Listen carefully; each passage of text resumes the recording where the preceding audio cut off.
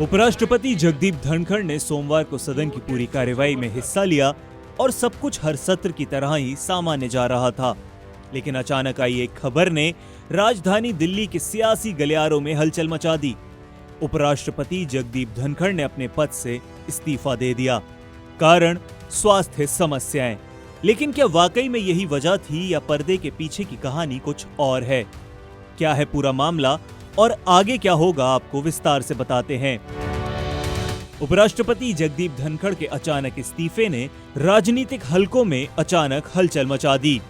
कांग्रेस महासचिव जयराम रमेश ने एक्स पर लिखा कि इस अप्रत्याशित इस्तीफे में जो दिख रहा है उससे कहीं ज्यादा है।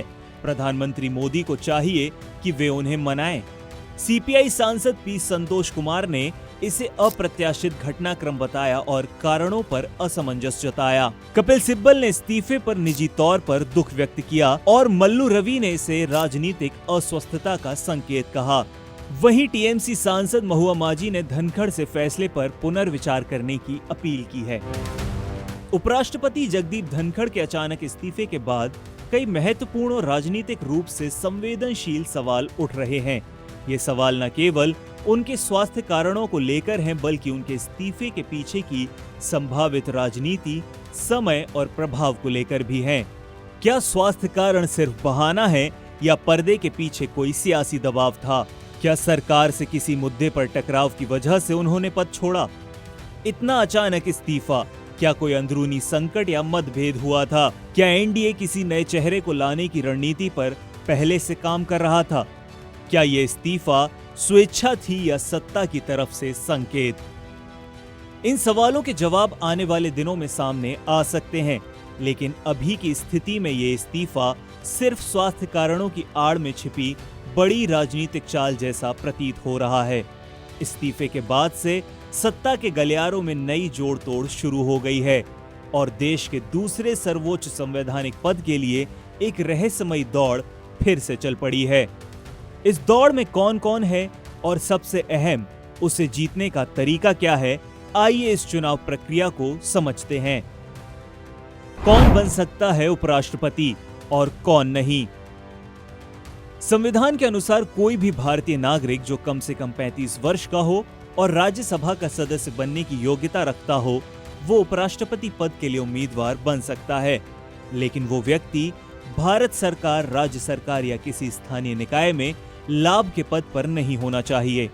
और सबसे दिलचस्प बात यह है कि अगर कोई मौजूदा सांसद इस पद के लिए नामांकन करता है तो उसे पहले संसद की सदस्यता से इस्तीफा देना पड़ता है। कैसे होता है उपराष्ट्रपति का चुनाव?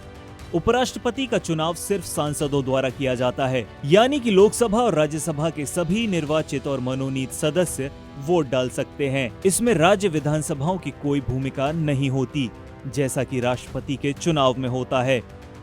चुनाव की प्रक्रिया अनुपातिक प्रतिनिधित्व प्रणाली के आधार पर होती है, जिसमें सिंगल ट्रांसफरेबल वोट का इस्तेमाल किया जाता है। हर सांसद को उम्मीदवारों को प्राथमिकता के क्रम में वोट देना होता है, जैसे कि पहला, दूसरा और तीसरा।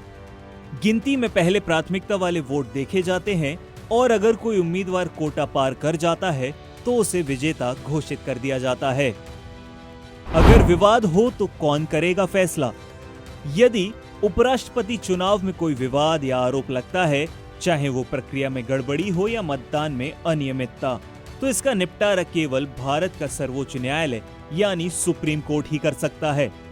संविधान के अनुच्छेद 71 के तहत इसका मतलब ये है कि इस संवैधानिक प्रक्रिया में अंतिम न्यायिक शक्ति केवल सुप्रीम कोर्ट के पास होती है। कोई और संस्था इसमें हस्तक्षेप नहीं कर सकती। धनखड़ का इस्तीफा क्या महज स्वास्थ्य का मामला है या सत्ता के अंदर चल रही किसी गहरी रणनीति का हिस्सा? जब संसद ही निर्वाचक मंडल है और गणित एनडीए के पक्ष में, तो क्या ये चुनाव सिर्फ औपचारिकता है या फिर कोई अप्रत्याशित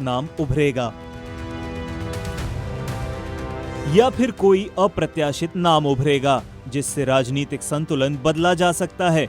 इन सवालों के जवाब आने वाले दिनों में जरूर मिलेंगे, लेकिन एक बात तय है कि उपराष्ट्रपति की ये दौड़ जितनी संवैधानिक है उतनी ही राजनीतिक भी। इस मामले में आपकी क्या राय है, हमें कमेंट्स में जरूर बताएं और चैनल को भी सब्सक्राइब कर लें।